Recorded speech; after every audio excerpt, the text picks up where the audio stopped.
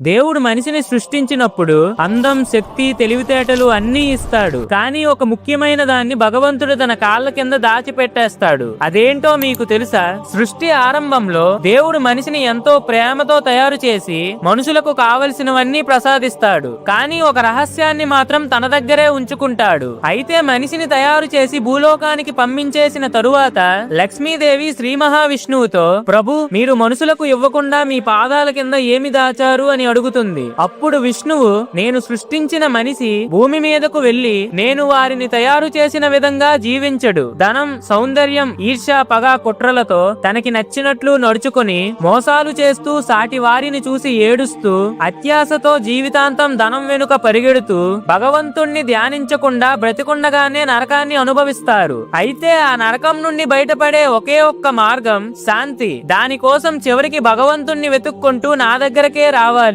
అందుకే ఆ శాంతిని నా కాళ్ళ కింద దాచిపెట్టాను అని చెప్తాడు. మీకు మనశ్శాంతి దక్కాలంటే ఓం నమః శివాయ అని కామెంట్ చేయండి. Download share chat.